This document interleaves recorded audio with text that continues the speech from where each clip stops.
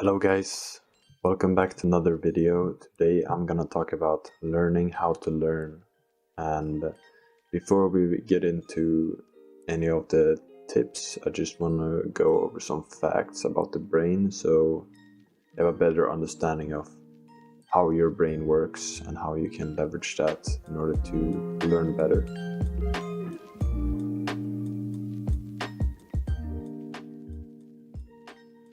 If you've ever studied or thought about something intentionally, you've been using your focus mode, and I would use the analogy or the metaphor of a magnifying glass, because you take all your brain power or focus and then you put it into one thing, and you're using specific parts of your brain in order to do that thing. So for example, if you're trying to remember something, you're using parts of your brain that is used for retrieving or storing information, and if you're using some other thing, you use that part of your brain.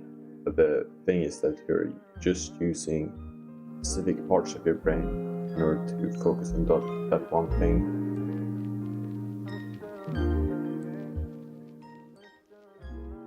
So the second mode, which is the diffuse mode, is very different from the focus mode, and that's because it's a subconscious thinking mode, meaning I'm not actually thinking about it intentionally. I'm doing it in the background of my head, and that makes it less rigid and making it possible to be more creative, because it bounces around ideas in different parts of your mind like a flipper game.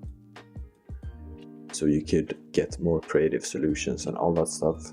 So for example, if you're using your focus mode to focus on a math problem that you can't seem to figure out or get the solution for, after you've done focusing on it, that's when the diffuse mode takes over. Like if you're taking a walk and not thinking about it, that's when the diffuse mode takes over, and it works on it in the background, and it bounces around ideas to get a more creative solution that you probably haven't thought about. So yeah, that's it. The brain stores information as either facts or pictures, and in general it stores pictures easier and better than it does with facts because of evolution. So make your facts into a picture in your mind. So for example, you can say that atoms are balls in your mind, for example. So interleaving is a study method where you take different parts of a material or different material when you're studying. So for example, you can take math, and then you would be studying 5 problems of algebra, 5 problems of fractions, and 5 problems of something else. And the key idea is that you're switching rapidly between different kinds of information about the same thing. So you have to actively recall the information for those things, which are slightly different or have some connection but needs different things. And that will make it so that you will be better at recalling and better at transferring knowledge. So like problem solving, and it's very good for being able to brainstorm.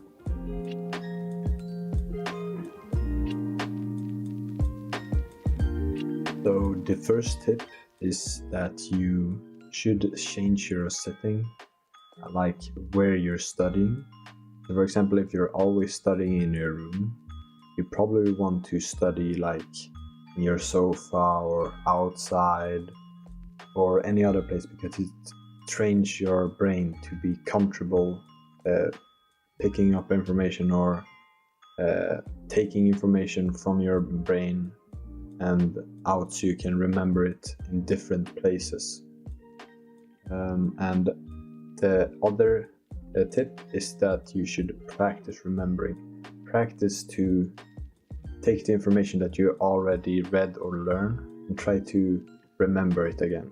It sounds very obvious, but it's really helpful to try to remember things that you have already learned, because it's one thing to learn something, it's the other thing to be able to recall the thing that you've learned. The third thing is that you should picture what you're trying to remember. So like, if you're trying to remember something about the atom, you should be like picturing an atom in your head, and then like the part that you're trying to remember. So you create a mental picture of what you're trying to remember, because pictures are easier to remember than words. And the fourth tip is like a little tip. It's that you shouldn't always or you shouldn't have music with lyrics on when you're studying.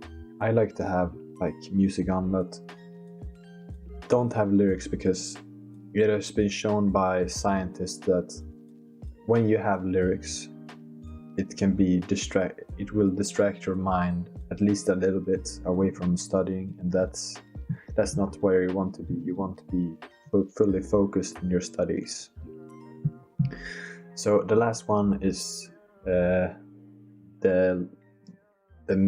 very mini tip, and that's to make metaphors for things you don't really remember or don't really get stuck in your mind, and try to make them as funny or weird as possible, because then they will be better to remember or easier.